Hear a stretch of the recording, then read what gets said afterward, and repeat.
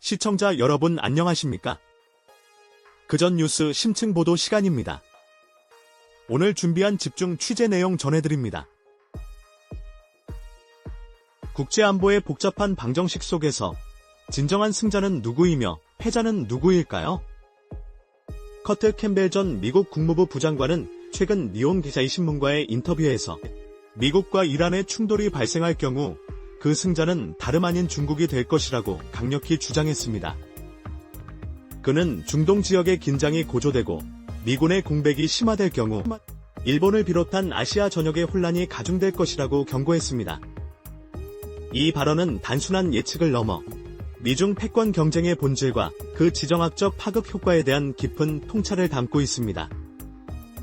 캠벨의 분석은 중동 불안정이 에너지 공급망에 미치는 영향과 그로 인한 글로벌 인플레이션 심화 가능성을 전제합니다. 동시에 아시아 내 미국의 안보 공백은 중국의 영내 영향력 확대를 용인하는 결과를 초래하여 기존 자유주의 국제 질서의 재편을 가속화할 수 있다는 우려를 표명한 것입니다. 이는 국제 정세의 미묘한 균형이 깨질 때 나타나는 도미노 효과에 대한 냉철한 경고로 해석됩니다.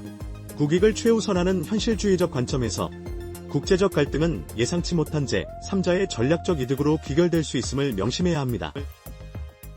숫자는 거짓말을 하지 않습니다. 이달 들어 전 세계 곳곳에서 빈발하는 대지진의 횟수가 우리에게 엄중한 경고를 보내고 있습니다.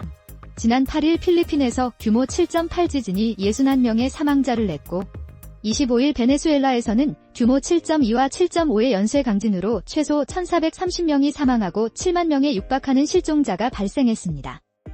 이뿐만 아니라 인도네시아, 중국, 일본, 미국 캘리포니아, 아프가니스탄 등지에서도 이달에만 여러 차례 대규모 지진이 보고되며 인명피해가 속출했습니다.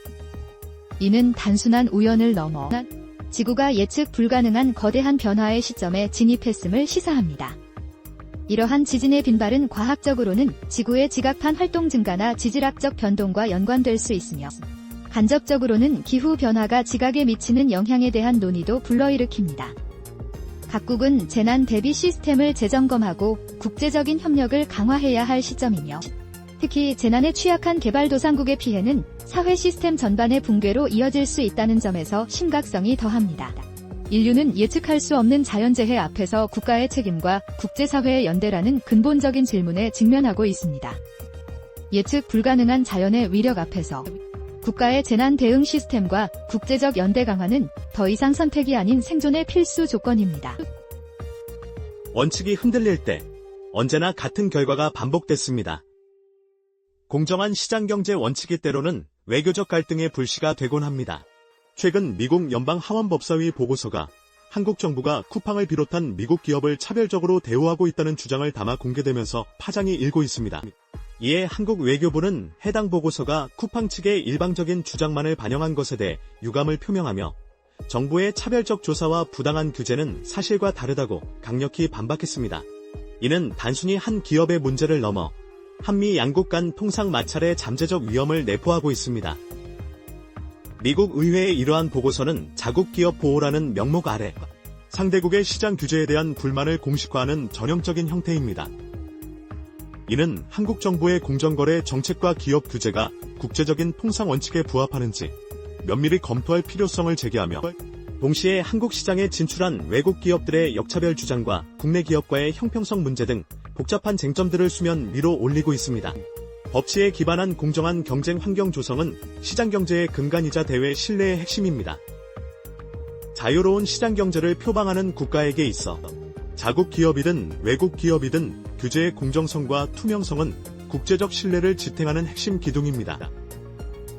오늘 벌어진 이 사건은 단순한 정치적 대립을 넘어 민주주의의 근간을 뒤흔들 수 있는 중대한 위기를 고발하고 있습니다. 더불어민주당이 국회 상임위원장을 단독으로 선출하면서 국민의힘은 이에 대한 대응 방안을 논의하기 위해 오늘 의원총회를 개최했습니다.